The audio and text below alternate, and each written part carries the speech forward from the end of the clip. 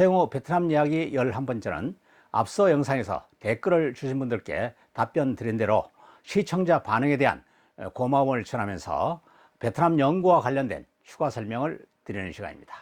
여러분, 관심과 성원에 감사드립니다.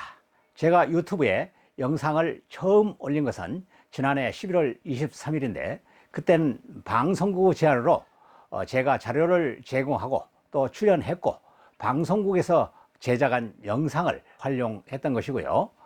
영상의 촬영이나 편집에 문외했던 제가 독학으로 공부해서 스스로 제작한 영상을 올린 것은 금년 1월 8일이었습니다. 따라서 10회를 올릴 때까지 2개월 정도밖에 되지 않은 새내기 유튜버인 셈입니다. 솔직히 말씀드려 업로드가 무엇인지 조차도 알지 못했던 60대가 누구의 도움도 없이 혼자서 촬영하고 편집에 영상을 제작한다는 것이 쉽지가 않았습니다.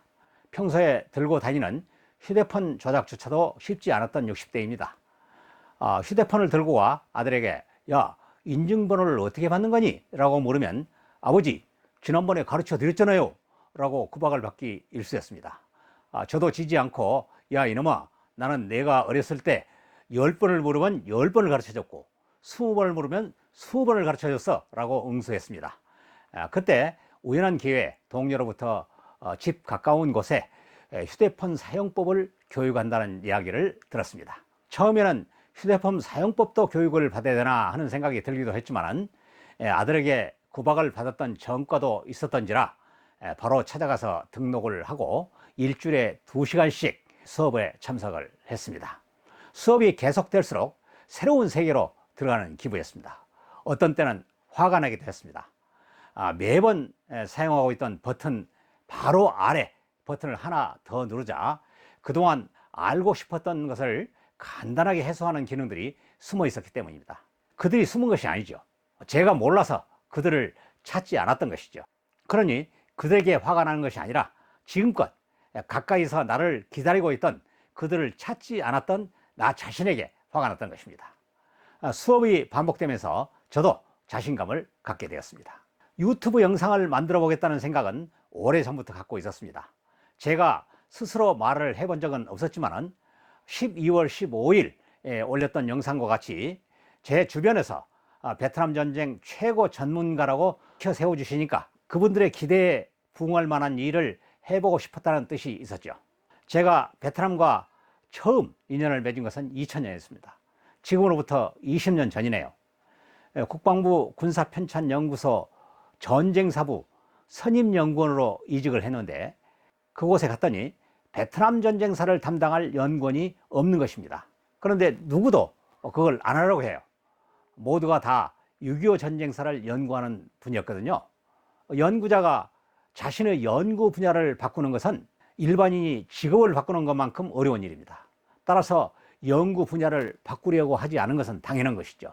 현역의 신분을 유지하고 있던 제가 용감하게 손을 들었습니다. 제가 베트남 이야기 제1, 2회에서 말씀드린 베트남이란 어떤 나라인가 부터 공부를 시작했습니다. 베트남을 알기 위해선 언어부터 공부해야겠다 싶어서 민간이 운영하던 베트남어 강습반에 등록했습니다. 정부 기록 보존소 등 관련 기관을 찾아 자료도 수집했습니다.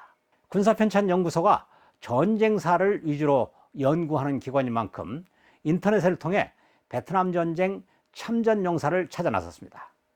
그때 만난 분이 최진사라는 닉네임을 사용하시는 최진현 참전용사입니다. 닉네임은 존칭을 사용하지 않아도 되는 것이죠.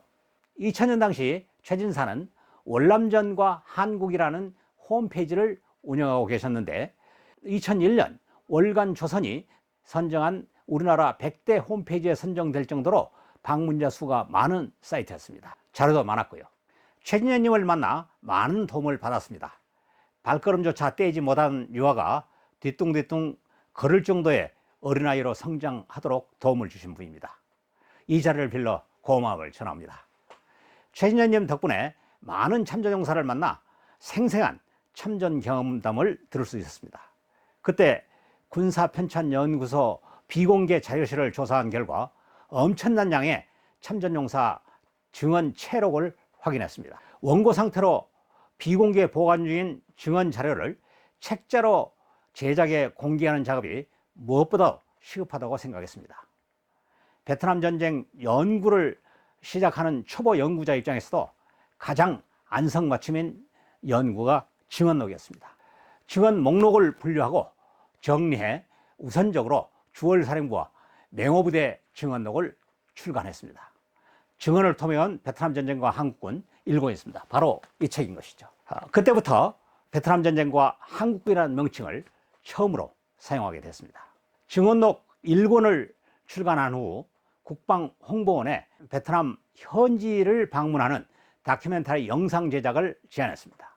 2001년 12월부터 2002년 1월까지 1개월여 동안 베트남 북부 디엠비엔프로부터 남부 미토까지 대략 2000km 구간을 차량으로 방문하며 3부작 영상을 제작했습니다. 11월에 게시한 영상 다큐 11편이 바로 그때 제작한 영상입니다. 이어 증언록 2권과 3권을 출간하고 베트남 및 베트남 전쟁 저명인사의 연구를 종합해 베트남 전쟁 연구 총서 1, 3권을 매년 한 권씩 3년에 걸쳐 출간했습니다. 이어 한 권을 읽는 베트남 전쟁과 한국군, 물어보세요 베트남 전쟁과 한국군, 통계로 보는 베트남 전쟁과 한국군 등을 출간해 베트남 전쟁 시리즈를 대체로 완성했습니다. 2011년 6월 말 국방부에서 퇴직한 후에는 사단법인 전쟁과 평화 연구소를 설립해 전쟁 기념관에 사무실을 두고 다양한 연구 활동을 계속했고요. 2017년 10월 말 후임자에게 인계한 후 지금은 전쟁과 평화 연구 실로 축소에 프리랜서로 소규모 활동을 계속하고 있습니다. 한편 중국 관계자와 공동으로 한중 7.27 평화 교류를 설립해 6.25 전쟁에서 전사한 중국군의 유해를 발굴하고 이를 매개로 한중 교류와 공공 외교 증진에 기여하기 위한 사업을 시작했는데 때마침 사드 사태로 인해 한중 교류가 얼어붙게 되면서 진척되지 못하고 있다가 최근 한중일 정상회담을 계기로 새로운 해빙 무드가 조성되는 듯 했는데 또다시 코로나 바이러스라는 복병을 만나 주춤거리고 있습니다. 향후에도 관련 연구 활동과 국가 간 공공 외교 증진을 위한 활동을 여건 범위 내에서 계속할 생각입니다. 지금까지 베트남 이야기 10편을 게시했는데 관심을 갖고 계신 분들께서 의견도 주시고 자료도 주신 분이 있어 답변 드리고자 합니다. 우선 단군 신화와 관련된 의견이 많았는데요. 단군의 역사성에 대해 강조해 주셨습니다. 우리나라 역사학계의 거목인 이병도 선생님의 인터뷰 내용을 수록한 신문 기사를 보내주시기도 했습니다. 단군 신화의 역사성 문제. 그렇습니다.